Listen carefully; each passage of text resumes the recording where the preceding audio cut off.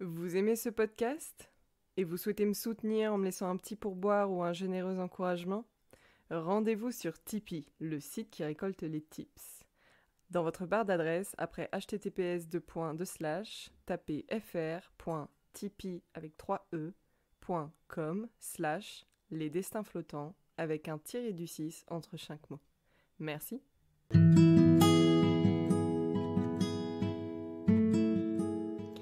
Bonjour et bienvenue dans Les Destins Flottants, le podcast au sujet des croyances limitantes remises en question par chacune des personnalités inspirantes interrogées. Étant donné que nos croyances sont le fruit de notre inconscient collectif et individuel, nous avons le pouvoir de les conscientiser afin de les transformer et donc de trouver notre voie. Les transformer ou les diluer, comme le dit si bien Camille Griselin, fondatrice de l'hypnose sagesse. L'objectif n'est pas de les supprimer, mais de faire en sorte qu'elles prennent moins de place en ajoutant d'autres croyances. Nous sommes un tout, et les croyances ne sont limitantes que si elles prennent trop de place dans notre esprit. Nous questionnons également les croyances externes, soit les perceptions que nous avons du monde et des choses. C'est en ce sens que le podcast s'appelle « Destin flottant », puisque notre destin flotte, changeant en permanence en fonction de nos perceptions. Je suis Anaïs et depuis mes 15 ans, je m'intéresse au comportement humain à travers la philosophie, la psychologie et la psychanalyse. Je travaille aujourd'hui pour des projets humanitaires et environnementaux à l'étranger, ce qui ne cesse de bousculer mes propres croyances héritées de mon éducation occidentale. Notez le podcast sur votre plateforme préférée et partagez-le autour de vous afin de favoriser sa diffusion et de donner encore plus d'inspiration. N'hésitez pas à me transmettre vos avis, vos remarques ou vos questionnements sur les réseaux sociaux, je vous répondrai avec grande joie. Merci et bonne écoute.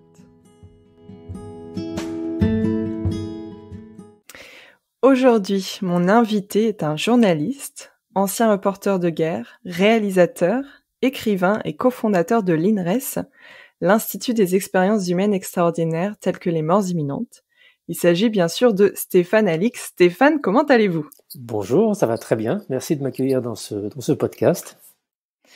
Donc ça fait un moment que je souhaite vous recevoir sur le podcast, Stéphane. Donc c'est avec grande joie que je vous pose cette première question. Donc lors de votre jeunesse, notamment lorsque vous avez effectué vos premiers pas en tant que reporter de guerre, quelle était votre conception du monde et de vous-même ? Oh, j'avais pas du tout de conception particulière. J'étais très naïf, très jeune, très inexpérimenté. Donc j'avais juste envie et une espèce d'urgence à vouloir réaliser mes rêves. Et mon début dans le journalisme, c'était parce que je voulais, pour un certain nombre de raisons qui se sont éclaircies bien plus tard, je voulais devenir reporter de guerre. Et je voulais avoir une expérience de terrain avant mes 20 ans. Voilà, c'était mon espèce de leitmotiv. Et ça m'a conduit en fait à partir en Afghanistan en 1988. J'avais 19 ans pour rejoindre clandestinement un groupe de combattants. À l'époque, l'Afghanistan était occupé par l'Union soviétique et la résistance était extrêmement organisée et extrêmement impactante pour l'occupant. Et tous les partis de la résistance afghane avaient des bureaux de représentation au Pakistan voisin, un peu comme pendant la guerre en Europe, la Seconde Guerre mondiale. La résistance française avait des bureaux basés à Londres. Donc en fait, tous les journalistes, tous les humanitaires qui voulaient rejoindre la résistance, soit pour faire des reportages, soit pour apporter leur aide, étaient en relation avec ces bureaux sur la frontière pakistanaise. Et c'est là qu'on arrivait. Et moi, j'avais pris quelques conseils auprès de journalistes, un grand reporter de l'Express, un grand reporter du Point, à qui j'avais demandé mais comment on fait. Et je suis parti avec un billet d'avion pour le Pakistan. J'ai rejoint cette ville frontalière qui s'appelle Peshawar, qui était, d'après les articles que j'avais lus, un espèce de repère d'espions, de combattants, enfin un truc pas possible. Et dans mon idée au départ, j'espérais pouvoir aller en Afghanistan avec des combattants, mais je pensais pas du tout pouvoir le faire facilement, ni même longtemps. Et je m'étais organisé en me disant bon bah je vais faire des reportages dans les camps de réfugiés et un peu partout au Pakistan. Et en fait, les choses se sont accélérées très rapidement. Quand je suis arrivé sur place, j'ai été mis en rapport avec un groupe de combattants chiites qui n'avaient jamais pris aucun journaliste avant. Quand j'ai débarqué chez eux avec ma gueule de poussin, ils m'ont cru. Ils ont cru que j'étais journaliste et ils m'ont dit bon bah on vous embarque. Et 3 jours après, je rentrais clandestinement dans le pays et je suis resté dans le maquis avec eux plus de 2 mois. Et ça a été une expérience totalement bouleversante, fondatrice même de mon approche journalistique. Mais j'avais aucune conception. Et d'ailleurs, la seule conception que j'avais, c'était peut-être la façon inconsciente dont j'avais été éduqué en France, c'est-à-dire que je m'étais jamais posé la question de l'altérité, si on peut dire, et pour moi, le monde entier était plus ou moins à l'image de ce dans quoi j'avais été élevé en France. Et à ma grande surprise, dans les premières semaines avec les Moudjahidines, on était vraiment dans le maquis, donc dans des cabanes souterraines construites dans les montagnes. Il y avait personne qui parlait anglais, encore moins français. Donc j'ai commencé à apprendre un tout petit peu le farsi parce que c'était des combattants qui adoptaient cette langue-là. Et ce qui m'a le plus estomaqué pendant ces premières semaines, c'est que j'ai expérimenté presque physiquement la dissolution en fait de mon espace culturel dans lequel j'avais été éduqué jusqu'à présent, et je pénétrais dans un autre espace, dans une autre réalité, qui était celle de ces combattants musulmans, chiites, faisant la guerre sainte contre l'occupant soviétique. Et cette expérience, elle a été fondatrice parce que je me suis rendu compte dans mon corps, dans mes cellules, et aussi dans mon mental, que le monde était constitué de plein de peuples, de pensées, de cultures, de religions différentes.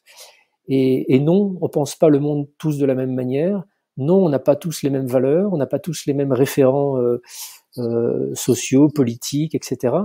Et d'être plongé ainsi dans une autre réalité, celle de ces combattants, m'a marqué au fer rouge à jamais, parce que je suis revenu de ce voyage en ayant compris que, en tant que journaliste, mais en tant qu'être humain, il ne s'agit pas d'essayer de normaliser pour que tout le monde pense pareil et tout le monde voit les mêmes choses et tout le monde ait les mêmes valeurs, mais au contraire d'essayer d'écouter les valeurs et les visions du monde qui sont différentes. Et c'est dans ce sens que la richesse de cette planète se fait, en fait.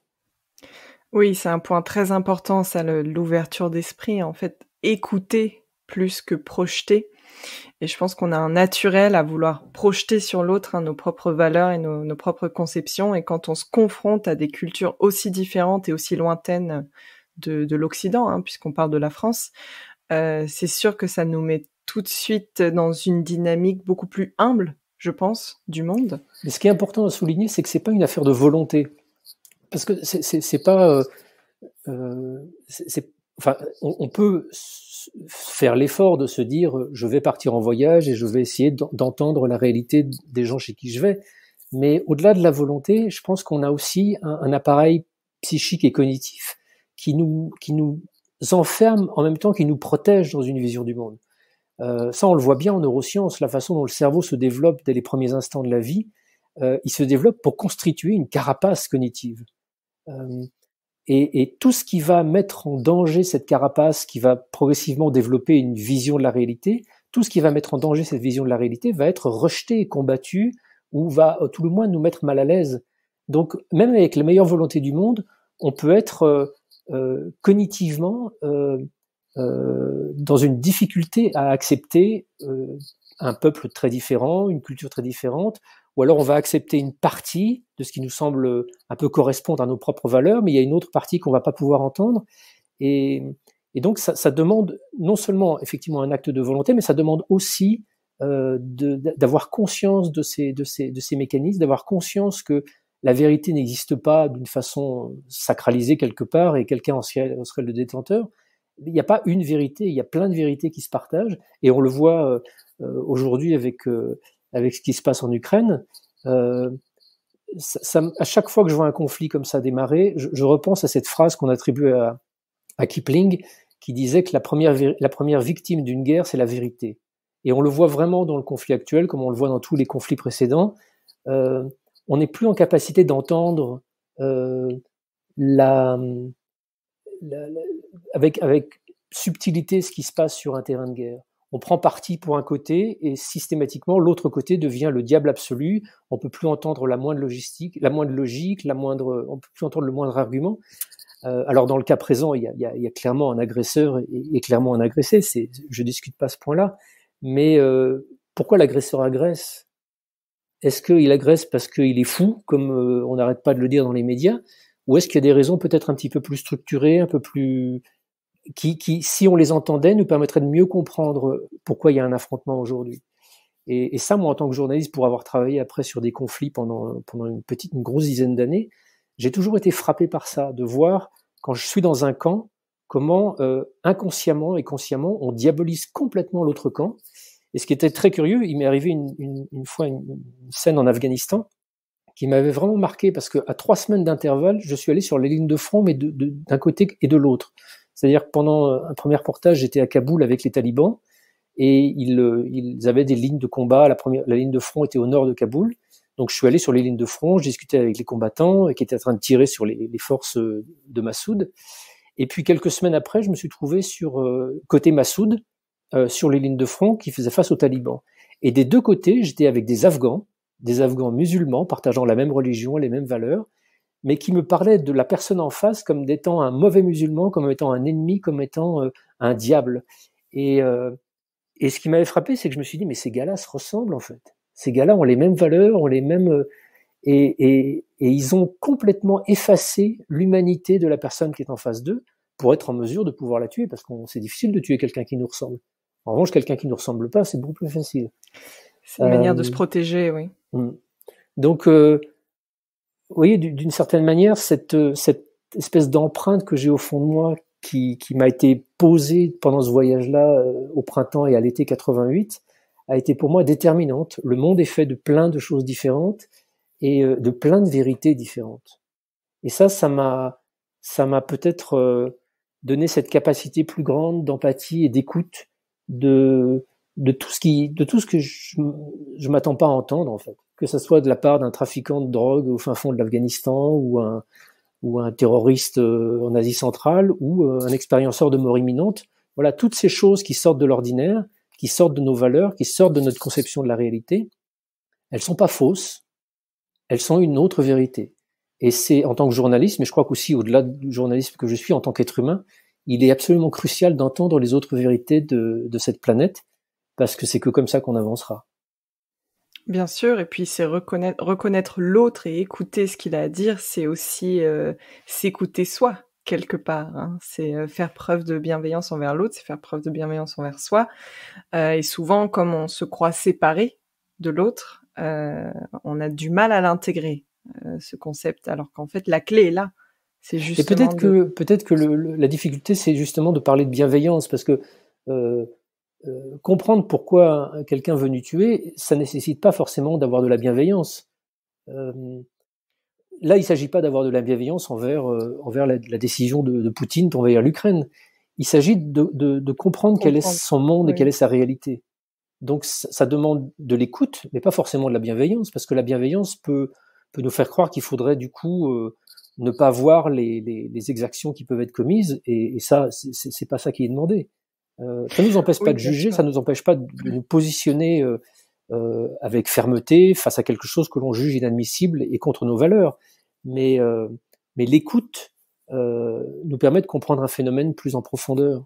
Et aujourd'hui, en tant que journaliste, moi je vois, alors est-ce que c'est peut-être le développement exponentiel des médias télévisuels, de l'instantanéité de l'information qui rendent la plongée dans la subtilité beaucoup plus difficile, mais je pense qu'on s'éloigne d'une capacité de vivre ensemble correctement en étant dans l'invective et en étant dans le jugement permanent des affaires politiques, des affaires internationales. Dès que quelqu'un fait pas quelque chose comme on dit, c'est un manipulateur, un tyran, un antidémocrate ou je ne sais quoi.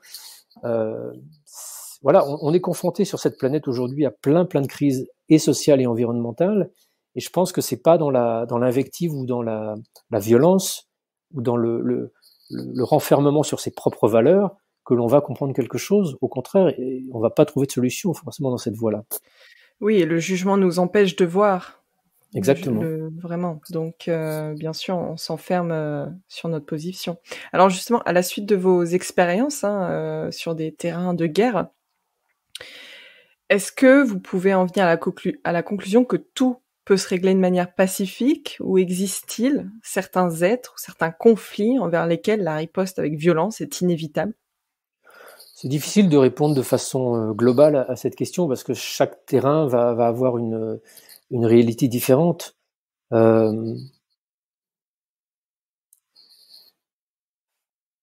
savez, après mon premier voyage en Afghanistan en 88, j'ai voulu continuer à apprendre sur le terrain, donc à partir en voyage et à travailler sur des thématiques de façon approfondie. Donc je me suis beaucoup intéressé notamment à la question tibétaine. Je suis allé en Inde, au Népal, au Tibet. J'ai travaillé sur l'invasion chinoise du Tibet, la communauté en exil en Inde, et notamment sur un aspect qui est assez méconnu de cette histoire-là, c'est la guérilla qui a été mis en œuvre par un certain nombre de combattants tibétains face à l'invasion chinoise, et qui a été même à un moment soutenu par la CIA avec des combattants tibétains qui ont été entraînés au Colorado à des techniques de guérilla, qui ont été reparachutés au Tibet.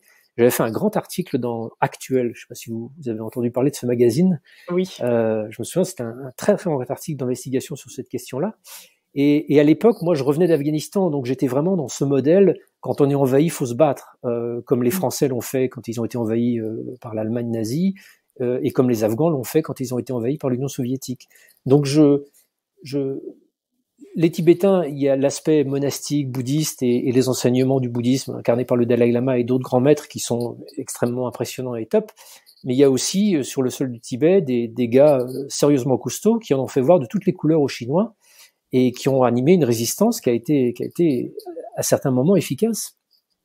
Et donc je me souviens d'une interview que j'ai faite avec le Dalai Lama en 89, je l'ai revu plusieurs fois entre 89, 90, 91. J'ai fait beaucoup d'interviews avec lui, et j'étais obsédé par le désir d'obtenir une réponse à la question, mais pourquoi est-ce que vous avez empêché des Tibétains de se battre? Parce qu'à un moment de l'histoire, dans les années 70, au début des années 70, le Dalai Lama a demandé officiellement à tous les mouvements de guérilla qui étaient encore actifs au Tibet d'arrêter de se battre. Et moi, jeune prétentieux journaliste gamin, je lui disais, mais que vous soyez bouddhiste non violent, c'est très bien pour vous, c'est cool, mais à quel titre vous prenez la responsabilité d'empêcher certains de vos concitoyens de se battre pour l'avenir de leur pays, quoi? Et il me répondait, parce que moi je crois que la violence ne mène à rien et que la non-violence est forcément une voie, enfin l'unique voie de résolution de conflits. Bon, on est vraiment en droit de se poser la question parce que où on est le Tibet aujourd'hui, c'est pas à moi forcément de répondre à cette question. Maintenant, pour répondre à votre question, il me vient à l'esprit une autre phrase d'Yitzhak Rabin qui a été avec Yasser Arafat, qui a conclu les accords de paix avec Yasser Arafat dans le conflit israélo-palestinien. Et il a eu beaucoup d'opposition de par son rapprochement des mouvements palestiniens. Et je me souviens d'une interview où il avait répondu, vous savez, on fait pas la paix avec ses amis, on fait la paix avec ses ennemis. Et cette phrase, elle est vraiment importante pour moi. Quels que soient les conflits, il y a toujours un moment où il va falloir parler. Il y a toujours un moment où, de toute façon, les forces en présence vont être soit épuisées sur des positions, soit le carnage va être tel qu'il va falloir parler. Et on parle avec ses ennemis. On parle pas avec ses amis avec qui on a déjà fait la paix. Donc, sur cette planète, il y a 1000 types de conflits différents.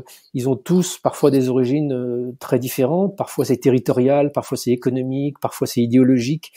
Il est clair que les conflits ne règlent rien, mais ils font partie prenante de la réalité de l'être humain.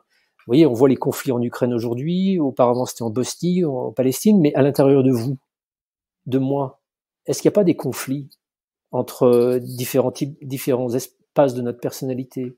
Est-ce qu'il n'y a pas des conflits dans notre entourage familial, amical, à certains moments? C'est juste un niveau d'intensité. Il y a des conflits qui se règlent à coups de bombes et d'obus, mais nous, comment est-ce qu'on règle les conflits auxquels on est confronté dans notre vie quotidienne? C'est pas parce qu'on tue personne que la violence, le non-contrôle de ce monde énergétique est différent d'un conflit armé. Donc, à certains moments, je pense qu'il faut avoir une position où on accepte le conflit, on accepte l'affrontement, parce qu'il faut manifester une force, il faut manifester quelque chose qui soit de l'ordre de l'ancrage, comme l'Europe est en train de le faire. Excusez-moi, je parle beaucoup du conflit ukrainien, mais il est quand même au cœur de l'actualité en ce moment. Comme l'Europe est en train de le faire aujourd'hui, en opposant à la Russie, enfin à la politique de Poutine, une rigueur qu'elle n'a jamais montrée ces 25 dernières années. Si, par exemple, ça, les historiens en débattent encore aujourd'hui, si l'Europe avait manifesté beaucoup plus de fermeté quand l'Allemagne nazie a envahi la Pologne en septembre 39, est-ce que ça aurait été aussi facile pour Hitler de continuer à faire son expansion? Et on le sait pas. Mais voilà, je terminerai cette question par la question du Dalai Lama que j'ai tanné. Et à un moment, comme il me répondait toujours pas vraiment, enfin, de façon satisfaisante telle que je l'attendais, je lui dis, mais écoutez, prenons un exemple. Imaginez qu'il y a un moustique qui vous pique. Qu'est-ce que vous faites? Et là, il me dit, bah écoutez, ça dépend des fois. Parfois, je vais souffler sur le moustique pour qu'il s'envole. Parfois, je vais le chasser un peu avec ma main. Et puis, des fois, je l'écrase. Voilà. Donc, voilà, même le Dalai Lama tue des moustiques de temps en temps. Donc, quelle violence. Non, mais voilà, je pense que encore une fois, revenons à notre vie quotidienne. Parfois, on va être confronté à de la violence de la part de quelqu'un.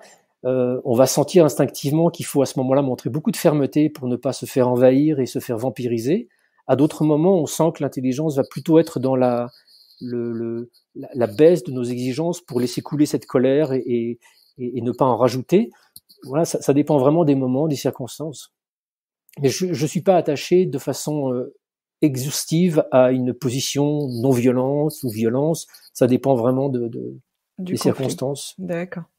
Et alors, selon de nombreux courants thérapeutiques, parce que faut quand même en arriver à l'acte physique, hein, le fait de tuer quelqu'un, ça va quand même assez loin, je pense. Il y a de nombreux courants thérapeutiques qui associent ça à la pulsion de mort. Et alors, à la suite de vos expériences, est-ce que vous arrivez à comprendre comment on se retrouve dans l'engrenage de la violence et de la mort et qu'on en arrive à concrétiser, en fait, cette pulsion de mort? Ben, je pense que c'est un glissement progressif. C'est un glissement très progressif et qui est en fait beaucoup plus facile qu'on l'imagine. Je pense que c'est ça qui est assez terrifiant. Nous, vous, moi, on vit aujourd'hui dans une bulle de paix depuis 75 ans. On n'a jamais été confrontés à la guerre. Moi, mes parents l'ont été, mais ils étaient très très jeunes, très enfants à ce moment-là. Donc pour nous, c'est irréel, ça. Et effectivement, vous, moi, et une bonne partie, je pense, des personnes qui nous écoutent, s'imaginent pas une seule seconde être peut-être capable de prendre un fusil et de viser quelqu'un et d'appuyer sur la détente. Mais c'est parce qu'on est préservé, parce qu'on vit dans une petite bulle, parce qu'on vit dans une Europe de paix depuis, enfin dans une partie de l'Europe qui est en paix depuis près de 80 ans, et qu'on n'a jamais eu à se poser la question.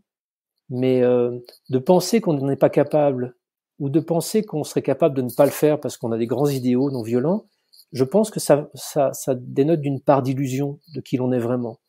Et on le voit, à chaque guerre se révèlent des comportements qui sont inimaginables. Voilà, pour avoir beaucoup travaillé sur l'Allemagne nazie et la montée du nazisme, je pense que, et ça tous les sociologues, tous les historiens le disent, l'immense majorité des forces nazies, des forces SS, même de ceux qui travaillaient dans les camps de concentration et d'extermination, n'étaient pas des psychopathes. Il y en avait évidemment, parce que chaque situation de crise révèle aussi certains caractères totalement psychopathes. Mais l'immense majorité des gens qui étaient acteurs de l'Allemagne nazie étaient des gens comme vous et moi. Des gens comme vous et moi. Et penser que nous, on l'est pas et qu'on aurait des valeurs plus solides, c'est vraiment s'illusionner sur qui on est, parce qu'on n'a pas été confronté à ça.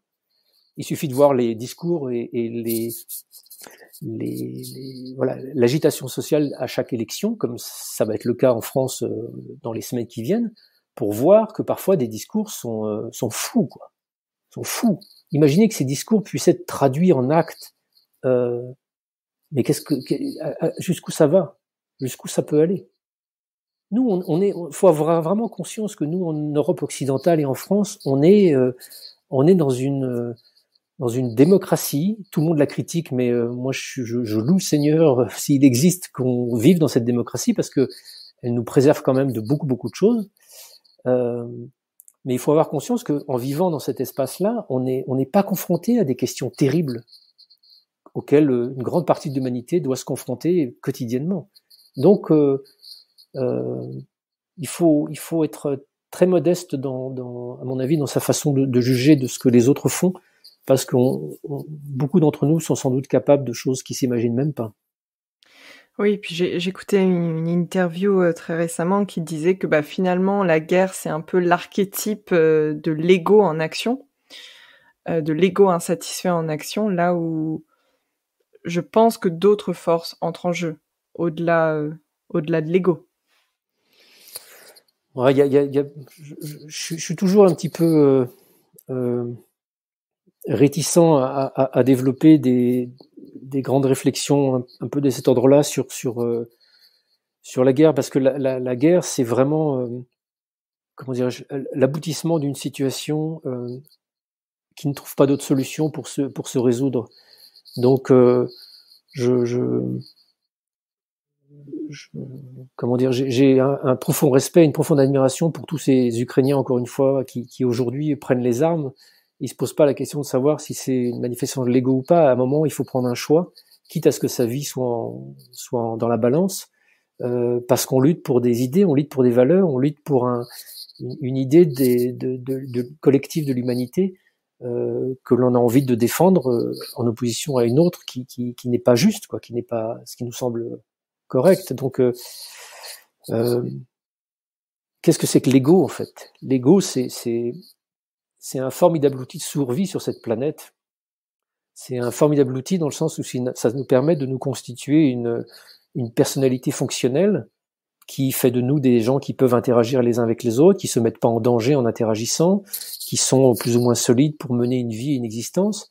Et cet ego, il a aussi un certain nombre de paramètres qui sont des petits défauts, des bugs du système, qui sont qu'effectivement, parfois, comme cette structure psychique, elle est faite pour nous faire vivre et supporter les aléas et les inconnus de l'environnement et de la réalité, parfois, on est peut-être un peu plus bourru et enfermé dans notre envie de ne pas nous confronter à autre chose. Parfois, cet ego, il a été constitué, enfin pas parfois, mais la quasi-totalité du temps, il a été aussi constitué de par ce qui nous a impacté depuis notre naissance, les injonctions inconscientes, les réflexions, l'espace culturel et social et psychique dans lequel on est. Donc, c'est jamais parfait un ego. C'est une carapace en fait. C'est une carapace fonctionnelle. C'est un exosquelette intérieur, si je peux utiliser cette image bizarre. Et effectivement, il a des grandes qualités dans ce qui nous aide à vivre, mais il a pas des grands défauts, mais son existence amène un certain nombre de conséquences qui font que parfois c'est lui qui prend les commandes et notre conscience, notre âme intérieure, elle perd l'accès à nous-mêmes. Et c'est ce qui se passe sur l'immense majorité des êtres humains. Donc vous pensez que l'ego, fondamentalement, nous éloigne de la connaissance de notre âme, dont on parlait tout à l'heure hors antenne. Il nous en éloigne, mais il nous permet aussi de vivre cette vie. Et je pense que cette vie incarnée que nous vivons, elle sert aussi notre âme.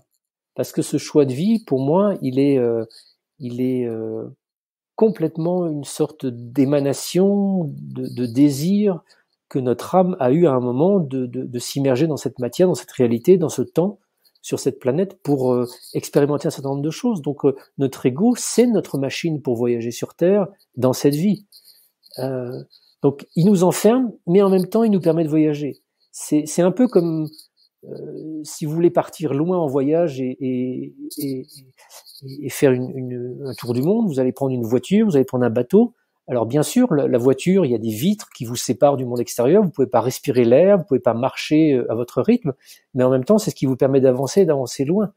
Donc il faut juste être conscient en fait des paramètres, et je pense que c'est un des sens de la vie que j'ai découvert et auquel je suis le plus attentif, c'est que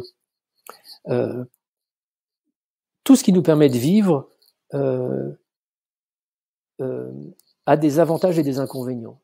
Et plus on connaît les avantages et les inconvénients, plus on peut acquérir de liberté et de discernement dans notre vie.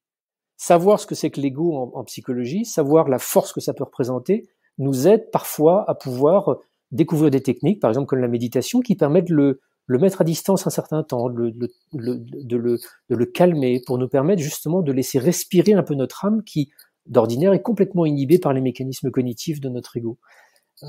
Mais ça ne veut pas dire que l'ego est pas bien. Il y a souvent cette erreur, justement en Occident, de considérer que l'ego serait un truc vraiment pas bien dont il faut se débarrasser. Ben non. Quand tout d'un coup des gens, au prétexte de s'engager dans un parcours spirituel se disent l'ego, je m'en fous, le moi, ça n'existe pas, en fait, ils font un chemin spirituel, mais ils oublient juste qu'ils sont constitués de plein de blessures, et ils se disent, le chemin spirituel va suffire à les régler. Sauf qu'au bout de 20 ans, ça craque. Et puis quelqu'un qui vient de faire 20 ans de méditation ou de retraite va devenir un prédateur sexuel parce qu'il n'aura jamais réglé le problème au fond qui n'a jamais été réglé par son cheminement spirituel. Oui, ça arrive, et à l'inverse, je pense que l'introspection et que permet la psychanalyse ou la psychothérapie est un outil qui peut être aussi formidable pour mettre en lumière ces mécanismes intérieurs et qui parfois peut être mal jugé par certaines traditions spirituelles parce qu'elles disent ça ne fera qu'entretenir votre névrose et votre ego. C'est ça, oui. Je pense que l'équilibre, il est entre les deux en fait. On est fait d'une âme, mais on est aussi fait d'un support, d'une certaine manière, qui va traverser cette vie, et ce support, il a des défauts, et il faut en tenir compte. Donc, chemin spirituel plus psychothérapie, c'est le parfait équilibre. Non, je suis entièrement d'accord avec ce que vous dites, et pour revenir aux avantages et aux inconvénients de l'ego, ça me rappelle ce que disait justement une chamane que j'ai interviewée très récemment, qui me disait d'apprendre toujours en fait à faire danser et à harmoniser l'ombre et la lumière de notre monde, qui vivent ensemble, parce que notre monde est duel, voilà, on vit, on meurt, le jour, la nuit, tout est duel, on peut pas lutter contre ça. Et elle disait que elle fut un temps, en fait, elle s'accrochait beaucoup à la lumière, elle ne voulait pas voir l'ombre, elle ne comprenait pas l'ombre, et puis finalement elle me dit, mais quand je m'éloigne trop de l'ombre me montre sa part de lumière, enfin la lumière cachée, et quand je m'accroche trop à la lumière, tout de suite la lumière me montre sa part d'ombre. Et je pense que ça, c'est une très belle conception, où c'est apprendre vraiment à harmoniser ces deux parties en conscientisant nos peurs par rapport à elles. Mais c'est une très belle phrase, c'est vraiment important. Regardez ce qui s'est passé récemment dans l'histoire. On est continuellement confronté à tout d'un coup des histoires incroyables qui sortent dans des chemins spirituels ou dans des communautés spirituelles. Regardez ce qui s'est passé avec Osho, un type qui a un enseignement spirituel extraordinaire, mais qui roule et qui a je ne sais pas combien de Rolls-Royce et qui agrège autour de lui des milliers de followers, enfin pas de followers, mais de disciples aux États-Unis qui se comportent d'une façon hallucinante. On est pire que dans une secte. Regardez João de Dios au Brésil, qui est un guérisseur spirit extraordinaire, dont je connais des médecins qui ont constaté les miracles et les guérisons qu'il fait. Et ce type-là, il détourne des milliers de dollars, il viole je ne sais combien de ses patientes. Regardez Sogyal Rinpoche, qui a traduit et interprété magnifiquement le livre des morts tibétains, et qui était enfin qui est toujours tout le coup un maître réincarné tibétain. Pareil, c'est le Harvey Weinstein du bouddhisme. Enfin, je veux dire, pour moi, c'est bien l'illustration que le chemin spirituel qui ferait l'impasse sur les blessures psychologiques intérieures prend le risque de voir ces blessures rejaillir comme elles rejaillissent chez tous les profanes. Et de faire grandir ses frustrations. Exactement. C'est le problème qui se pose avec les prêtres en France et dans l'Église catholique. Voilà des milliers d'hommes qui ont dit, comme vous êtes prêtre et que vous dédiez votre vie à Dieu, théoriquement vous n'avez plus de besoin, plus de désir. Si. Et il y en a un paquet qui ont des désirs. Et ça se finit mal. Et il y a des milliers de victimes. Voilà. Exactement. On est constitué d'une part spirituelle, mais on est des êtres humains. On est des êtres humains avec nos blessures, nos défauts, notre psychologie. Tout ça pourrait devenir des forces, pour autant qu'on les entende et qu'on les écoute et qu'on les explore.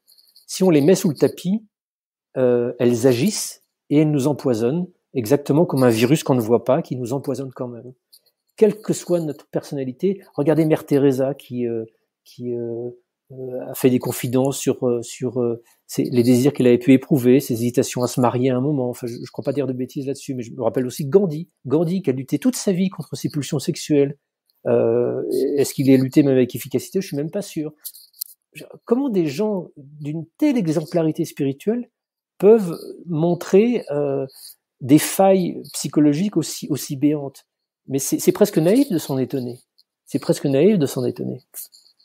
Je pense que c'est quand on veut peut-être approcher de trop près le sacré et qu'on, au détriment de ce qu'on vit ici sur Terre, dans cette vie-là, qui a un sens malgré tout, même si elle est imparfaite. Mais c'est ça, c'est s'illusionner en pensant que le spirituel va régler tous les problèmes de l'existence. Non, le spirituel, c'est notre reconnexion à une dimension éternelle, c'est une reconnexion à notre âme, mais ça ne veut pas dire que ça nous exonère de nos blessures, de nos failles, de nos souffrances. Et ces souffrances, ces blessures, ces failles, elles ont eu des conséquences sur notre développement psychique qui agira tant qu'on s'en occupe pas, en fait. Bien sûr.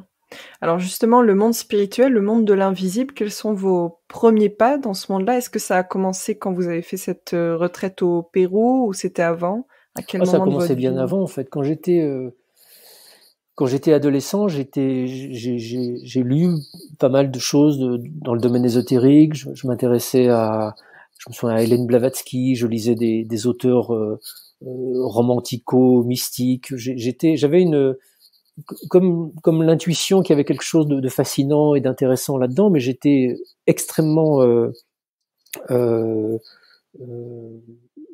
dans l'ignorance totale de ce dont il pouvait s'agir. Je me nourrissais d'auteurs comme même Lautréamont, qui était un de mes auteurs cultes quand j'avais 16-17 ans. Et puis, cette espèce d'aspiration spirituelle a été totalement écrasée par mon voyage en Afghanistan en 88. Là, tout d'un coup, je me suis trouvé confronté au combat, à des gens qui se tuaient, et j'étais dans un terrain de guerre. Donc, quand je suis revenu de là, je me suis dit, tous ces trucs spirituels, c'est des conneries. C'est peut-être intéressant pour certaines personnes, mais enfin, la réalité de ce monde, c'est quand même des gens qui se battent. Point.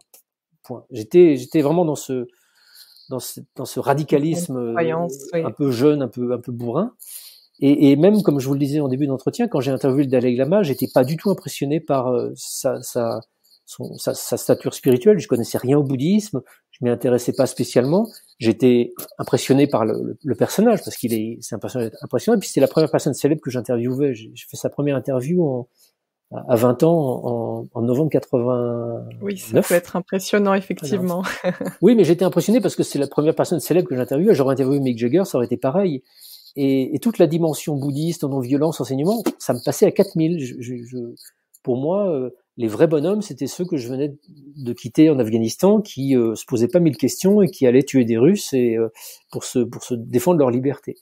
Et j'ai vécu un peu comme ça pendant une dizaine d'années de reportages de guerre et de reportages sur d'autres terrains. C'est-à-dire que le spirituel était vraiment très en arrière-plan de ma vie. J'ai vécu des expériences parfois un peu étonnantes, un peu curieuses, mais je me posais pas forcément la question. Et puis, comment? Dans certains pays, il m'est arrivé d'avoir ce qu'on appelle des expériences psychospirituelles où c'est arrivé dans un temple près de Lhasa au Tibet ou dans une petite pièce sans comprendre rien du tout, alors que j'étais pas du tout dépressif, je me suis mis à exploser en sanglots, touché par quelque chose dans cette pièce que je n'expliquais absolument pas. Une autre fois dans l'extrême nord du Pakistan, sur les bords de l'Indus, qui est cette rivière qui dévale vers le sud, j'ai eu une vision alors que j'étais je fumais rien, j'avais rien bu, j'avais rien pris du tout. J'étais en expédition avec mes frères déjà, et pendant une halte, on s'est arrêté sur le bord de la route, c'est en très haute montagne, et la route longe des ravins vertigineux, enfin c'est un paysage dantesque, et on s'est arrêté à un endroit où il y avait des pétroglyphes, qui sont des inscriptions dans les rochers qui dataient de l'époque bouddhiste, et on faisait ces photos, on a fait quelques photos, et puis avant de reprendre la voiture, du coup je regarde le paysage, et j'ai l'impression tout d'un coup de voir en surimpression arriver une immense armée, une armée faite de soldats, mais aussi de civils, avec des chameaux, comme si je voyais descendre ce que j'ai identifié après coup comme une expédition d'Alexandre le Grand qui comportait à la fois des soldats et puis tout un accompagnement civil. Je ne sais pas si c'est une vision réelle ou pas, mais elle m'a bouleversé et encore une fois, j'ai pleuré pendant des heures et des heures en essayant de me cacher de mes frères pour pas qu'ils ils voient ce qui était en train de m'arriver. Ils n'avaient pas remarqué? Puis, non, ils n'avaient pas remarqué. Et puis, enfin, je pourrais la liste est longue. Une fois dans une mosquée à Mazar-e-Sharif, dans le nord de l'Afghanistan, qui est, selon les croyances locales, le tombeau de Ali, qui est le prophète fondateur de l'islam chiite, qui était le gendre du prophète, qui a été assassiné en Irak. Et la légende afghane dit que son corps a été mis sur un chameau et qu'on a fait partir le chameau dans le désert et que le chameau a voyagé avec la dépouille de Ali et qu'à un moment il s'est écroulé. Et là, à l'endroit où il s'est écroulé, on a construit une mosquée, on a enterré Ali. Et cet endroit, c'est Mazar-e-Sharif en Afghanistan. Bon, les puristes vous diront que pas du tout, le tombeau de Ali est en Irak. Mais voilà, cette mosquée, elle a quand même une charge très très forte. Et moi, j'étais à Mazar-e-Sharif à ce moment-là, on était en plein conflit entre les talibans et l'opposition. Et j'étais vraiment tendu parce que je devais passer d'une ligne à l'autre. Et pendant un après-midi où j'avais un peu de temps libre, je me suis dit, bah tiens, je vais aller à la mosquée. Et j'étais toujours habillé en afghan là-bas. Et puis j'ai un peu une tête de tadjik, donc personne ne remarque que je suis étranger. Et je rentre dans la mosquée, et en fait, je rentre dans le sanctuaire dont je savais pas qu'il était interdit aux non-musulmans. Mais personne ne me dit rien, vu que tout le monde croit que je suis afghan.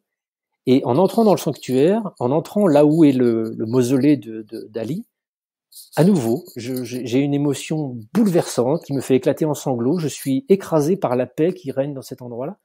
Donc voilà, j'ai eu tout au long de mes différents voyages des moments comme ça, psycho-spirituels très forts, que je ne m'expliquais pas, que je n'interprétais pas, si ce n'est de me sentir un amour profond et une attirance profonde pour toute cette zone de l'Asie centrale.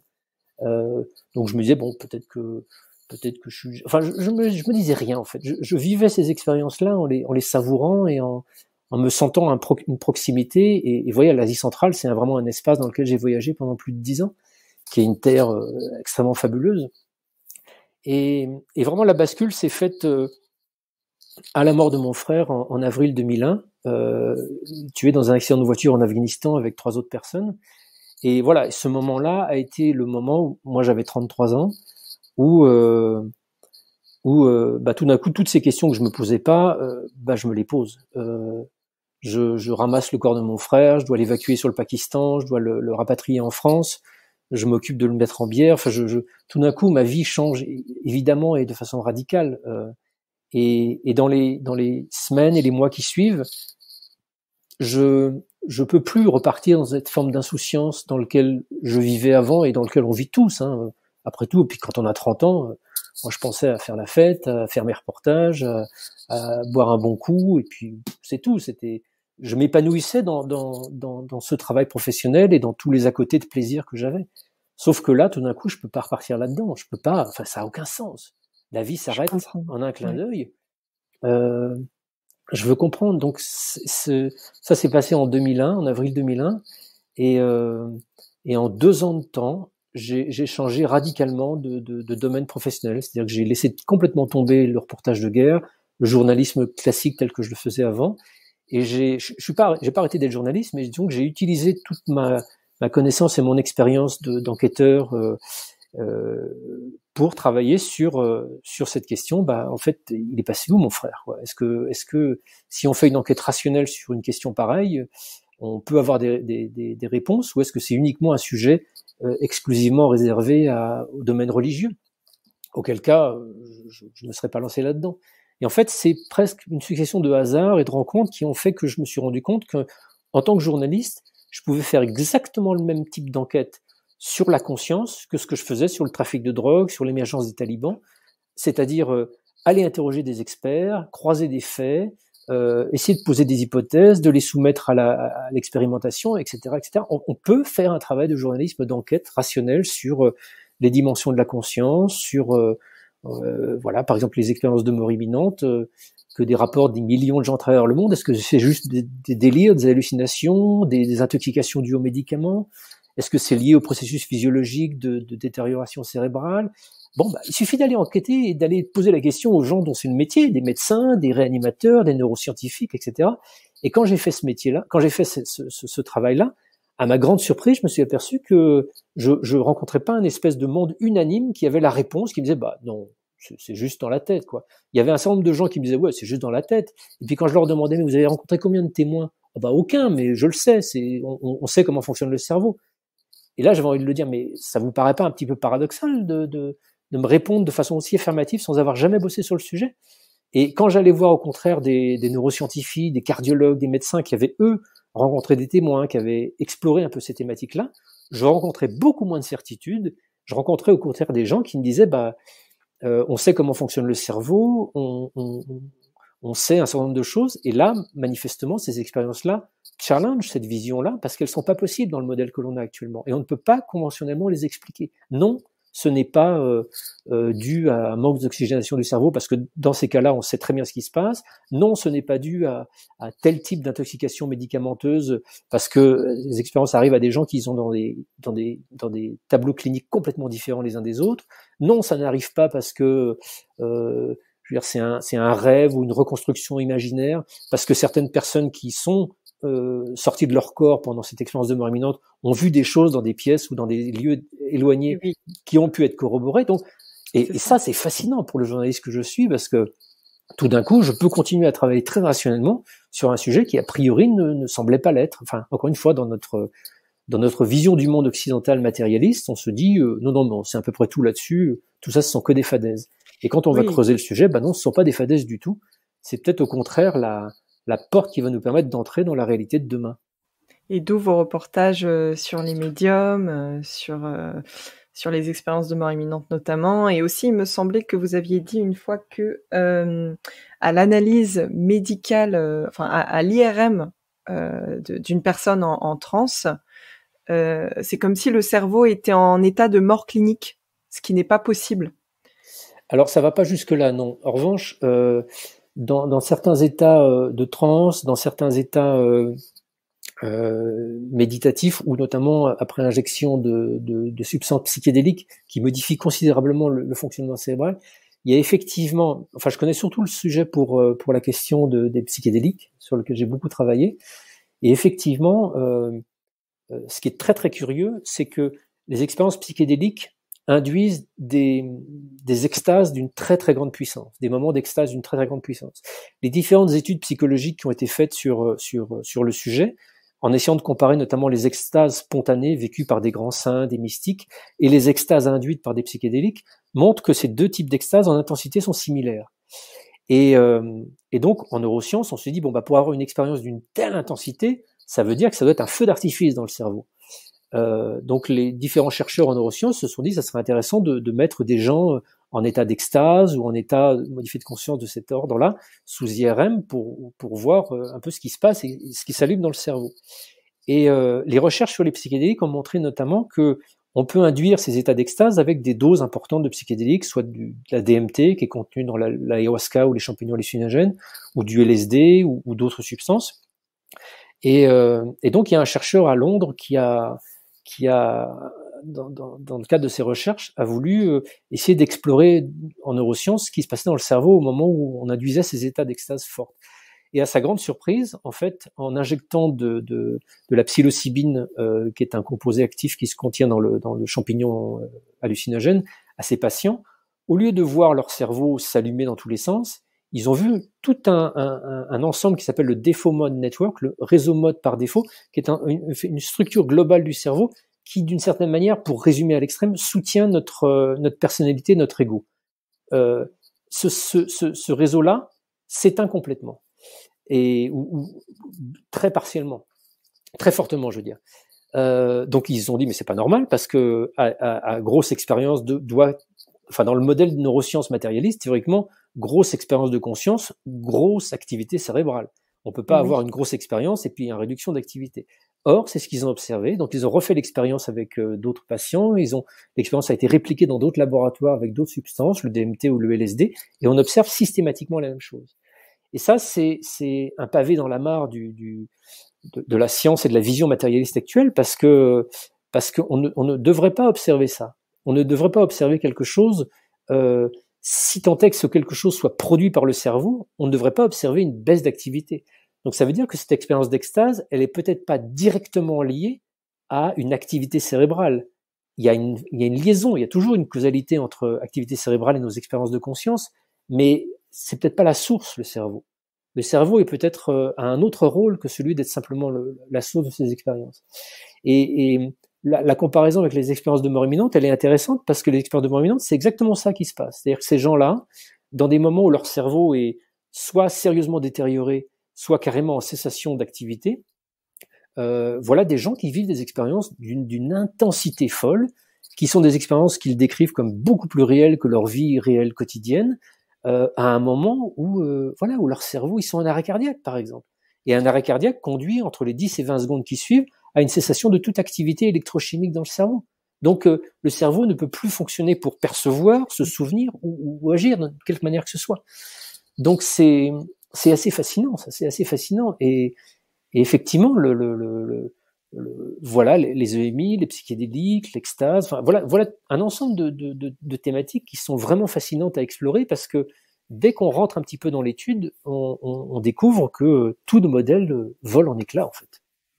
Et oui, alors là, justement, quelles sont les croyances en vous qui ont pu évoluer? Est-ce qu'il y a eu vraiment un avant-après, notamment par rapport à la mort de votre frère? Vous avez été convaincu alors de la vie après la mort? En fait, il y a une chose qui m'est apparue de façon assez importante et assez rapidement, c'est que on vit dans une société dans laquelle on attend de la science qu'elle nous donne une vérité absolue sur l'ensemble du réel et du monde. Sauf que les scientifiques sont les premiers à dire mais attendez les gars, c'est pas notre boulot nous. Nous on peut pas. La science n'est pas un espace qui peut vous fournir des certitudes sur la totalité de la réalité. La science c'est une méthode de questionnement.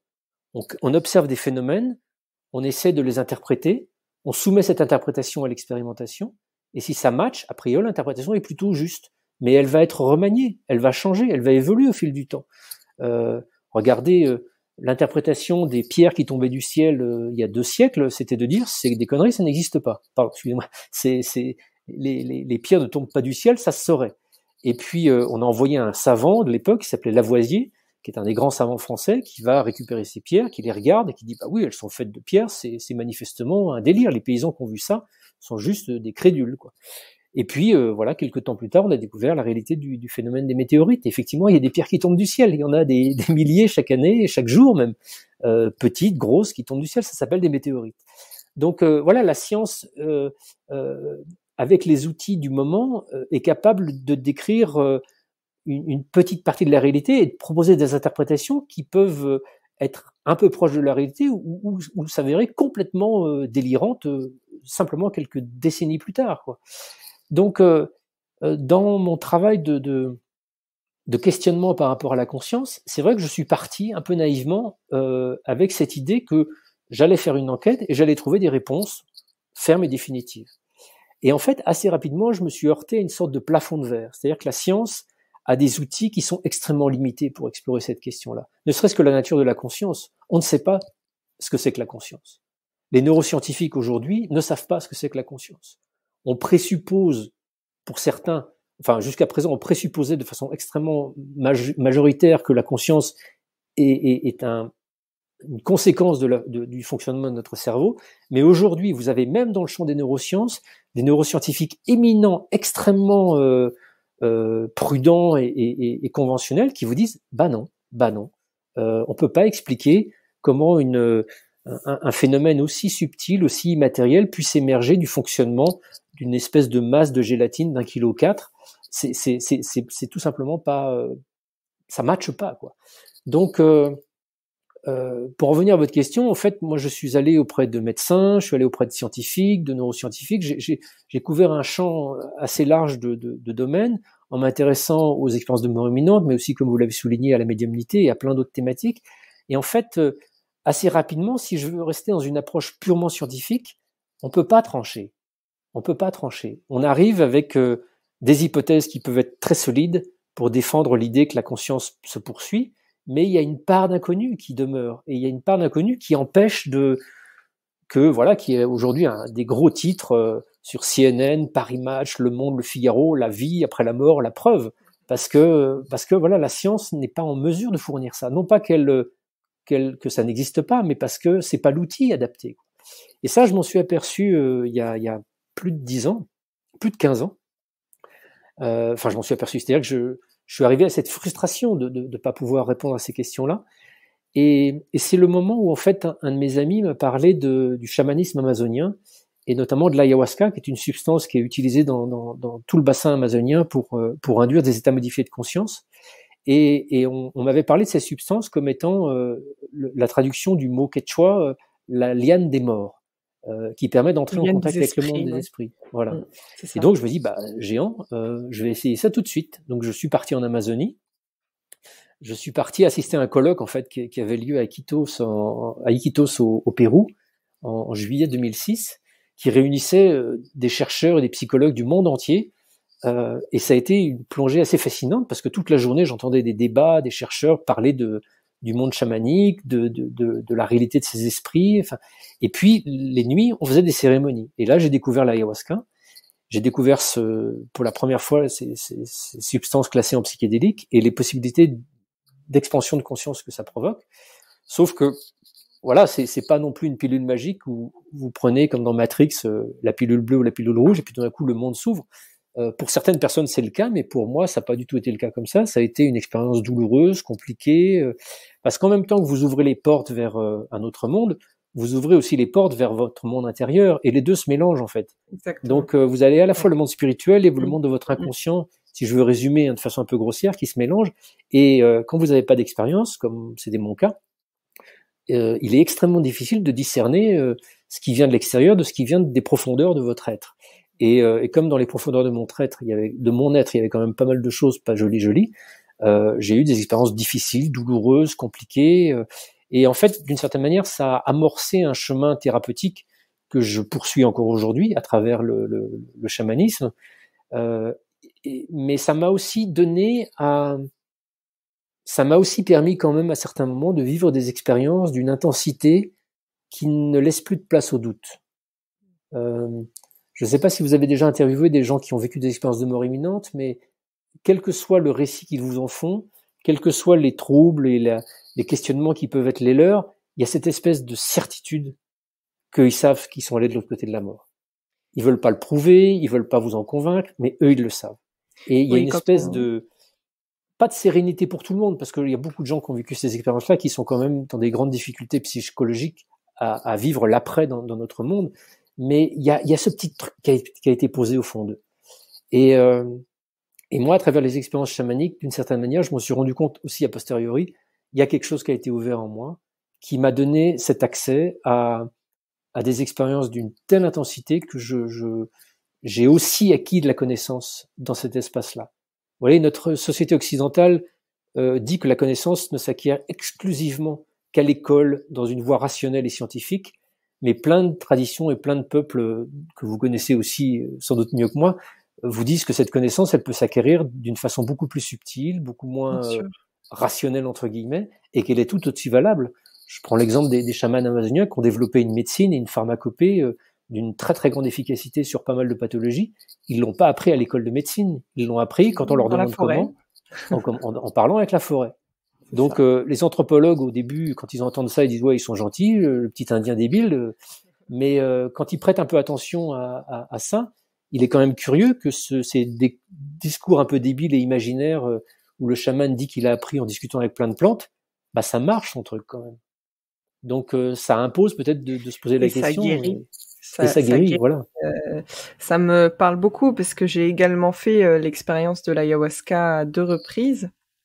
Et ça, effectivement, comme vous, bon, la première fois était la découverte, la deuxième fois était beaucoup plus douloureuse parce qu'effectivement, ça va très loin dans les profondeurs de l'inconscient, je pense, et on se ressouvient de choses qu'on n'avait absolument pas envie de voir. Donc ça peut même être traumatisant si on n'est pas préparé, je pense. Et justement, après ces expériences-là, bon, déjà, effectivement, j'ai eu la certitude d'être complètement connectée à un ensemble cosmique. Mais après, j'ai commencé à avoir je faisais déjà de la méditation depuis longtemps, depuis 4 ou 5 ans, mais après l'ayahuasca, mes méditations étaient complètement différentes. C'est-à-dire qu'elles étaient déjà beaucoup plus profondes.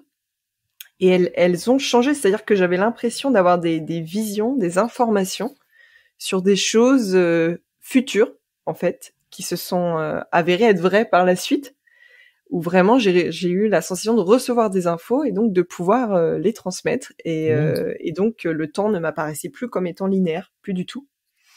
Et ça a été assez puissant. Donc effectivement, j'ai l'impression que quand même, ça ouvre des portes. Ah, ça ouvre des portes, oui, ça ouvre des portes. Vous avez bien eu raison de souligner le fait que c'est quand même brutal et difficile et que ça demande d'être fait. Bah déjà, c'est interdit en Europe. En Europe, ouais. Et ça demande d'être fait dans un cadre soit thérapeutique, soit chamanique, oui. qui propose un espace dans lequel justement les choses un peu dangereuses, tant psychologiques qu'énergétiques, peuvent être mieux maîtrisées. C'est pas du tout un truc récréatif, rigolo bien sûr, mais tous les psychédéliques, c'est du même ordre. Pas du tout. Ouais, non, ça peut être très douloureux. Alors, je pense que, voilà, moi, je sais que j'avais fait beaucoup de thérapie avant, psychanalyse, de rêve éveillé, etc. Donc, j'avais déjà une entrée dans la matière, donc ça a été. Mais la deuxième fois m'a quand même, voilà, c'était difficile à vivre. Mais cela dit, les effets bénéfiques se sont ressentis après, en fait. Voilà. Une fois que la porte est ouverte, effectivement, comme vous, ça a pu se greffer sur une pratique de la méditation qui vous avait déjà offert cet espace. Ça permet d'amplifier les bénéfices de la méditation et parce que vous faisiez la méditation. Vous n'auriez pas fait de méditation, peut-être vous n'en auriez pas tiré autant les bénéfices sur la durée par la suite. Ouais, la méditation vous a fait une sorte de caisse de résonance de cette expérience d'ouverture que vous avez vécue pendant la cérémonie d'ayahuasca, qui a pu se reproduire par la suite parce que vous aviez déjà ce travail spirituel. C'est ça, une capacité aussi à être dans le moment présent de manière extrêmement intense. C'est-à-dire les moments de joie étaient d'autant plus intenses et ils étaient de plus en plus simples. Ça, c'est quelque chose où j'ai vraiment vu un avant-après où un rien pouvait me rendre vraiment joyeuse après l'expérience, ouais, effectivement. Alors, vous avez aussi réalisé donc le documentaire que j'ai regardé tout récemment, Enlevé, dans lequel vous montrez donc John Edward Mack qui rencontre les personnes qui ont vécu donc un enlèvement par des extraterrestres, et vous-même allez aussi donc rencontrer certains de ces témoins. Alors moi personnellement, j'ai toujours eu un peu de mal à envisager justement l'existence des extraterrestres, mais vous voyez, depuis que j'ai vu le documentaire, ça a fait bouger certaines de mes croyances. Donc je trouve ça vraiment extraordinaire en fait ce que relatent ces personnes. Alors comment vous en êtes arrivé à vous intéresser à ce sujet et justement quelle prise de conscience vous avez pu avoir à ce moment-là? Je profite d'ailleurs de ça pour dire qu'effectivement le documentaire il est enfin disponible parce que beaucoup de gens me demandaient où est-ce qu'on pouvait le voir, et il est disponible aujourd'hui sur la plateforme Inres TV. Donc j'invite vraiment les gens à le découvrir parce que pour moi c'est un des moments les plus marquants de mon métier de journaliste. C'est-à-dire que en fait pour refaire la chronologie des événements, je suis en Inde au printemps 2000 et je fais un film pour Arte sur le Karmapa, qui est ce jeune dignitaire tibétain qui s'est échappé du Tibet pendant le passage à l'an 2000. C'était le plus haut dignitaire du bouddhisme tibétain qui était encore présent sur le sol chinois, enfin sur le sol tibétain, et il s'est échappé. Et il est arrivé en Inde début janvier 2000. Et donc moi j'ai proposé de faire un sujet pour Arte Info sur lui. Je suis parti en Inde et alors il avait 14 ans à l'époque, alors qu'il était inaccessible aux journalistes et qu'il était retenu loin de tout le monde dans un monastère de Dharamsala, parce qu'il créait vraiment une crise diplomatique entre l'Inde et la Chine. Moi, je suis resté très très longtemps. Je suis resté un premier temps en février, puis je suis retourné après au printemps, et j'ai eu accès à lui. Et pendant un entretien qui a été pour moi un des moments les plus surréalistes de ma vie, je lui posais des questions et il y répondait pas. Il répondait n'importe quoi. Un peu comme si j'interviewais une rockstar bourrée ou complètement défoncée. Sauf que là, j'avais pas en face de moi une rockstar bourrée ni défoncée, j'avais quelqu'un qui est théoriquement un maître spirituel et donc qui a priori vous dit des choses pour vous, quoi. Et pendant cet entretien, il a commencé à me parler d'autres êtres vivants dans l'univers et vraiment j'avais envie de me lever, de lui en mettre une. Tellement je trouvais incompréhensible qu'il commençait à me parler d'un truc aussi délirant alors que je lui posais des questions très concrètes sur comment il s'était échappé du Tibet, etc., etc. Mais ces phrases étaient empreintes d'une sorte de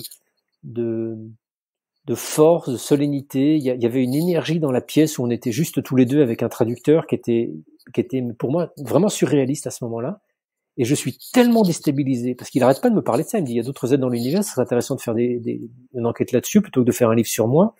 Vous savez, je raconte ça dans mon livre Extraterrestre l'enquête, qui est disponible au livre de poche. Je raconte cette rencontre, justement. Et il termine en disant, vous savez, on sait comment aller sur la Lune, mais on sait pas comment aller sur le Soleil. Ça serait intéressant que vous fassiez un livre sur comment aller sur le Soleil. Et là, je me dis, bon, allez, on arrête. Ma vie est foutue, c'est terminé. Donc, j'arrête l'interview, carrément. Je dis, on va arrêter là. Et, sauf qu'en fait, il y a une partie de moi qui est en colère parce que il est en train de se foutre de moi. Jamais on s'est foutu de moi comme ça dans une interview. Et il y a une autre partie de moi qui me dit, mais c'était tellement incongru, tellement bizarre et tellement intense qu'il y a quelque chose d'important que je dois entendre. Et je savais pas quoi. Voilà, l'extraterrestre pour moi c'était juste un mythe ou une fadaise. C'était avant la mort de mon frère. Et donc là, on est en avril 2000. L'été qui suit, je monte ma mission en Afghanistan. Je recrute mes frères et toute une équipe. On part à l'automne 2000. Et puis un an plus tard, au printemps 2001, mon frère Thomas meurt, qui crée cet électrochoc dans ma vie. Et donc, dans le cadre de mon changement d'orientation professionnelle, je me suis rappelé de cette phrase du Karmapa qui me disait qu'il y avait d'autres êtres dans l'univers. Et je me suis dit, après tout, le sujet est intéressant. Depuis quelques années, à ce moment-là, on avait découvert beaucoup d'exoplanètes. Donc les astronomes du monde entier, et les Suisses en premier, avaient commencé à découvrir des exoplanètes, c'est-à-dire des planètes qui orbitent autour d'autres soleils dans l'univers. On pensait leur existence théorique plutôt réelle, mais on n'en avait jamais détecté. Et en fait, on avait commencé à en détecter une première en 1995, et depuis, on en a détecté des centaines et des centaines.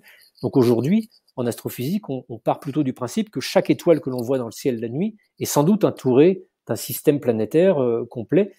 Et donc, dans cette infinité de systèmes planétaires, il est tout à fait envisageable qu'il y en ait qui soient dans ce qu'on appelle en astrophysique une zone d'habitabilité, c'est-à-dire un orbite plus ou moins stable autour de leur étoile, ni trop éloignée pour être trop froide, ni trop proche pour être trop chaude, mais plus ou moins à proximité pour avoir des conditions de stabilité qui permettent de développer la vie. Donc, je me dis, je vais proposer un documentaire là-dessus, sur l'astrophysique, sur les découvertes des exoplanètes, et je commence à enquêter là-dessus, mais vraiment avec de la science lourde. Et puis à côté, je me dis, tiens, en fait, l'histoire d'OVNI, là, est-ce que c'est lié à ça? Est-ce que c'est vraiment sérieux? Et je me dis, il faut que je sois exhaustif, donc dans mon enquête, je vais lire 2-3 trucs sur les OVNI, on va régler le problème parce que c'est très certainement des fadaises ou un mythe moderne, et puis je reviendrai à la science sérieuse. Et en fait, en commençant à travailler avec rigueur, mais une certaine ouverture d'esprit, j'ai été estomaqué de découvrir, parmi un espèce de fatras parfois extrêmement délirant, des gens du CNRS, du Centre national d'études spatiales, qui avaient fait des enquêtes, qui avaient fait des livres sur le sujet, et manifestement, il y a un certain nombre de cas d'OVNI qui ne peuvent pas être réduits à un délire, à une illusion, à un mythe ou quelque chose, mais qui sont des phénomènes matériels, observés, dont on a détecté des traces au radar, ou des témoins extrêmement crédibles l'ont observé. Et ça a été pour moi un électrochoc, parce que dans mon monde de journaliste, soit les choses sont délirantes et il n'y a pas de faits pour étayer ces choses-là, parce qu'elles sont délirantes, soit il y a des faits et à ce moment-là, elles ne sont pas délirantes et on enquête dessus. Et là, je découvre que tout d'un coup, il y a un champ entier de thématiques sur lesquelles il y a des faits, sur lesquelles il y a des observations, sur lesquelles il y a de la science, mais qu'on considère encore comme délirantes, tout simplement parce qu'elles heurtent trop brutalement notre vision du monde. Et ça m'a estomaqué. Et donc, j'ai proposé, c'était pour France 2 à l'époque que je faisais le documentaire, j'aurais proposé de réorienter le documentaire qui était uniquement sur l'astrophysique au début et de le faire virer un peu plus vers les questions OVNI. Et dans le cadre de cette recherche, j'ai entendu parler des gens qui disaient avoir été enlevés par les extraterrestres. Donc, j'étais arrivé à un stade où je me disais, les OVNI, c'est un phénomène sérieux, il y a quand même des gens assez rigoureux qui travaillent dessus, mais alors les enlever, alors ça c'est vraiment n'importe quoi. Mais je faisais l'effort, je me souviens que je faisais l'effort de lire tout ce qui me tombait sous les yeux, en me disant, t'es assez grand pour faire le discernement toi-même, ne t'interdis pas aucune lecture. Et donc je tombe sur un petit livre d'une journaliste qui avait été journaliste à Paris Match, qui s'appelait Marie-Thérèse de Brosse, qui fait un exposé sur ce phénomène des enlèvements extraterrestres. Et dans son livre, elle parle d'un psychiatre américain qui s'appelle John Mack, qui est pas n'importe quel psychiatre, c'est le fondateur du département de psychiatrie de l'université de Harvard, il a eu un prix Pulitzer, et elle explique un peu le travail qu'il a fait avec différentes personnes disant être enlevées. Et moi, à partir de la lecture de ce livre, je me dis, il faut que je lise le bouquin de ce John Mack, je le trouve, je le lis, je suis encore plus estomaqué, et je me dis, mais il faut que je le rencontre. Et donc, quelques mois plus tard, je pars aux États-Unis, dans le Maine, où il y a un colloque qui est organisé avec différents scientifiques, astrophysiciens, un astronaute, Edgar Mitchell, qui était un des hommes qui a marché sur la Lune, et John Mack. Et je fais sa connaissance à ce moment-là. Et là, c'était en septembre 2003. C'est vraiment un moment pour moi où ma vie change. Enfin, un des nombreux moments où ma vie a changé.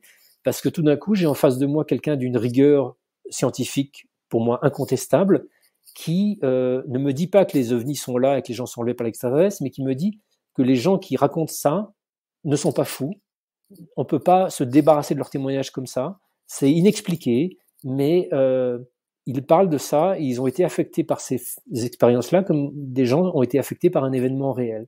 Et grâce à John, chez qui je vais habiter pendant une semaine à Cambridge, dans le Massachusetts, je vais aussi rencontrer des enlevés et faire des interviews et entrer dans un sujet où je n'ai plus la possibilité de me dire oh, c'est des bêtises, ils doivent se tromper. J'ai en face de moi des gens, voilà, comme vous et moi, qui me partagent quelque chose qui a été pour eux extrêmement traumatisant. Et donc ce sujet c'est à la fois le sujet et à la fois la posture de John Mack qui m'ont impressionné. Le sujet, il est fascinant en lui-même, mais voilà, il conserve des zones d'ombre et des zones de doute qui sont colossales. En revanche, la position de John Mack m'a semblé être une position extraordinairement utile face à ces phénomènes extraordinaires. Parce que face à tous ces phénomènes, qu'il s'agisse de EMI, de contact avec des défunts, d'extraterrestres, tout ce que vous voulez, vous avez la posture un peu occidentale qui est de dire j'y crois ou je n'y crois pas. Je n'y crois pas parce que la science me dit que tout ça ce sont des fadaises, ou alors j'y crois parce que j'ai envie d'y croire. Mais ces deux postures sont arbitraires d'une certaine manière.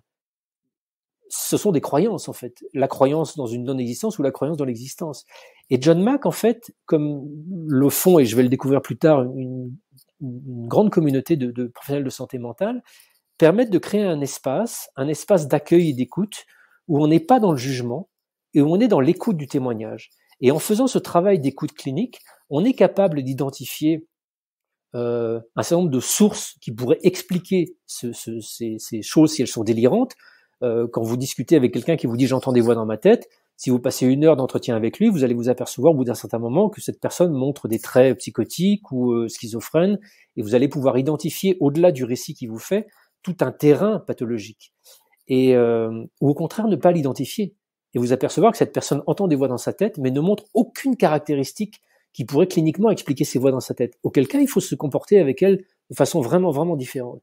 Et John m'a vraiment appris et montré la puissance de cette posture d'accueil et d'écoute inconditionnelle qui, en tant que journaliste, pour moi, me semblait et me semble toujours être une position extrêmement rationnelle, mais qui permet d'avoir beaucoup plus d'accès à de l'information. Parce que quand vous faites ça, quand vous recevez, comme l'a fait John Mack, un enlevé, un deuxième, un troisième, un quatrième, vous pouvez vous apercevoir qu'au bout d'un certain temps, il y a quand même quelque chose qui est de l'ordre d'un phénomène qui apparaît derrière. C'est pas juste parce qu'il a pu l'écarter par son expérience clinique, il a pu écarter toutes les pathologies, toutes les raisons conventionnelles. Il s'aperçoit qu'il y a un phénomène qui émerge qui peut être d'une importance colossale. Et c'est ce qui m'a ensuite, voilà, j'ai fait le portrait de John Mack parce qu'il a été tué dans un accident de voiture 1 an après notre rencontre, à l'automne 2004. Donc j'ai fait un film sur lui, sur son travail, et qui s'appelle donc Enlevé. Et ensuite, quelques années plus tard, c'est ce qui m'a vraiment directement inspiré quand j'ai voulu créer l'INRES, qui était pour moi un espace justement où on allait faire de la recherche et de l'investigation autour de questions extraordinaires, mais sans être dans cette posture de devoir se prononcer sur la réalité ou l'irréalité des phénomènes, mais juste être dans une posture d'écoute. Écoutons les gens qui ont des histoires bizarres à nous raconter. On se met pas en danger, on les met pas en danger eux-mêmes en les écoutant, et au contraire, c'est comme ça qu'on peut vraiment faire avancer la science.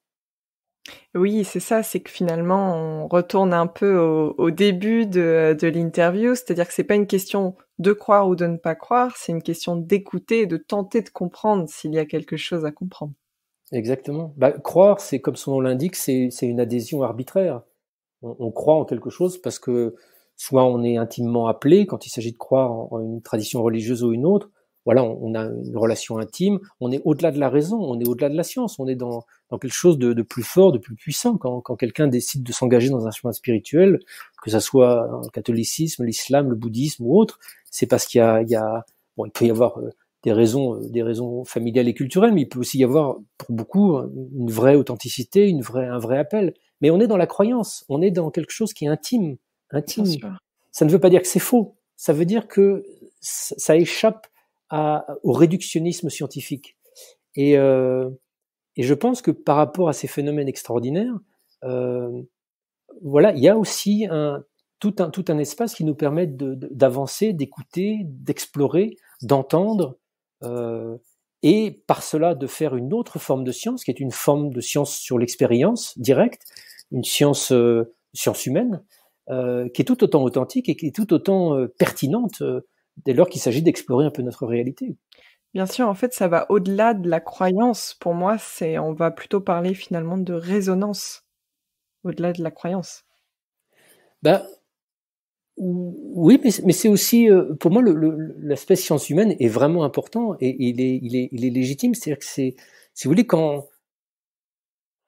si vous avez votre voisin qui débarque et qui vous dit, oh là, j'ai vu un ovni et puis d'ailleurs il m'a enlevé cette nuit, waouh.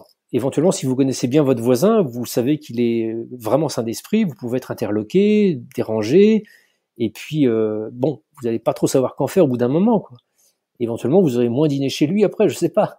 Mais en revanche, si vous êtes dans un travail d'écoute avec un cadre, soit acquis en psychiatrie ou un autre domaine, qui vous permet vraiment d'écouter avec beaucoup plus de profondeur, de déceler éventuellement des biais cognitifs, comportementaux, émotionnels qui pourraient avoir créé d'une certaine manière l'illusion de cette expérience-là, et que vous pouvez justement écarter ces biais-là et vous apercevoir de la profonde sincérité du témoin, et puis que après ce voisin, vous allez en entendre un autre, et puis un troisième, et puis un quatrième, et que vous allez recueillir peut-être une centaine de témoignages. Là, vous allez commencer à pouvoir vous apercevoir des points communs qu'il y a entre les témoignages, des points communs qui parfois sont des grands archétypes et qui parfois vont être sur des petits détails qui seraient vraiment très très curieux de trouver de façon similaire chez plein de gens différents. Euh, Regardez les rêves, par exemple. Je fais une petite parenthèse. Dans les rêves, euh, plus de 80% des éléments de nos rêves vont être particuliers à nos rêves à nous. Si vous prenez 100 personnes et vous leur demandez de raconter leurs rêves, vous allez avoir 80% de différence entre les différents rêves. Si vous demandez à 100 personnes à qui vous avez donné de l'ayahuasca de décrire leur vision, il n'y a plus que 20% qui vont être différents. Vous allez avoir 80% de similitudes entre les expériences. Ça veut dire qu'on est dans quelque chose de totalement différent du monde onirique, du monde de la création imaginaire. On est peut-être dans une perception plus authentique, d'une autre nature. Bah, de la même manière, John Mack, voilà, en interrogeant des centaines de témoins, s'est aperçu qu'il y avait quand même des points communs et qu'il y avait quelque chose qui parlait d'un phénomène réel, qui parlait d'un phénomène qui est en train de se produire, qui concerne et qui touche des gens. Donc, ça ne prouve pas, entre guillemets, que les extraterrestres sont là, qu'ils enlèvent des gens, mais ça prouve qu'il y a un phénomène réel qui contacte et qui concerne un certain nombre de personnes et que on peut l'étudier, on peut aller encore plus loin dans l'exploration de ce sujet-là. C'est pas parce qu'on peut pas attraper une soucoupe volante et la mesurer dans un laboratoire d'astrophysique qu'on ne peut pas faire de science sur ces phénomènes-là. Et voilà, l'exemple de John me l'a vraiment montré. Et d'ailleurs, ma première question, c'était, j'étais encore très naïf à l'époque, ma première question, c'est est-ce que vous croyez aux ovnis? Et il m'a répondu tout de suite d'emblée en me mouchant, en me disant, mais il n'est pas question de croire ou de ne pas croire aux ovnis, il est question de savoir si on peut les étudier ou pas. Et oui, on peut les étudier et on peut sortir un certain nombre d'éléments indiscutables de l'étude de ces phénomènes. Super. Bon, on approche vers la fin du podcast. Alors, j'aime bien poser cette question en fin de podcast que je vais un peu modifier pour vous personnellement. Pensez-vous que l'âme est illimitée? Oui, elle est uniquement limitée par notre corps et notre incarnation. Mais à l'intérieur de nous, effectivement, existe quelque chose que j'appelle l'âme, effectivement, pour plus de convenance, mais pour moi, c'est pas lié à une vision religieuse du phénomène, mais il y a quelque chose en nous qui échappe au temps, qui échappe à l'espace, quelque chose dont j'ai pu faire l'expérience dans certaines cérémonies chamaniques où j'ai quitté ce monde, j'ai quitté cette réalité, j'ai quitté cette ligne temporelle, j'ai fait l'expérience directe de ces autres dimensions, et oui, elle est absolument illimitée. Les limites auxquelles nous sommes confrontés, nous, le temps, l'espace, voilà, on parle en ce moment, on arrive aux limites temporelles de notre entretien. Vous êtes à un endroit, je suis à un autre endroit, on peut pas être au même endroit en même temps ou choisir d'être dans plein d'endroits différents en même temps. Ça, c'est uniquement lié aux limitations de la matérialité et de ce monde et de cet espace-temps dans lequel nous sommes coincés. Alors, nous y sommes coincés, mais c'est aussi un beau monde, c'est un monde magnifique dont on peut faire l'expérience de la nature, de l'environnement, de la vie communautaire. Les liens qui sont possibles sur cette planète sont absolument formidables et colossaux. Mais voilà, c'est une expérience dans un endroit bloqué, coincé. Et ce dont on fait l'expérience, votre corps, vous d'Anaïs, moi mon corps de Stéphane, on est un petit reflet en fait de cette âme, un petit reflet coincé dans cette dimension du temps et de l'espace. Et notre âme, elle est pas du tout assujettie à ça. Mais le problème, c'est que notre corps, notre psyché, notre personnalité, notre corps à la fois physique et psychique est tellement dense qu'il inhibe totalement toute manifestation de cette âme, sauf peut-être parfois dans des petits moments de rêve ou dans des petits moments de méditation ou avec une grosse dose d'ayahuasca ou d'autres types de psychédéliques, on peut rompre un petit peu ça, ou dans des moments d'accident. Tout ce qui vient effracter un peu notre forteresse, tout ce qui vient bousculer notre vie, soit de façon involontaire, de par des accidents, des drames, soit de façon volontaire et induite en développant une pratique spirituelle qui permette justement de dissoudre un petit peu ces frontières. On peut y avoir accès, et on peut se nourrir et se laisser inspirer par cette âme, parce que cette âme, en fait, elle sait très bien où elle va, elle sait très bien ce qu'elle fait. Super. Stéphane, Alix, merci beaucoup. Merci infiniment. C'est moi qui vous remercie de cet accueil. C'était un grand plaisir de discuter avec vous. Grand plaisir partagé.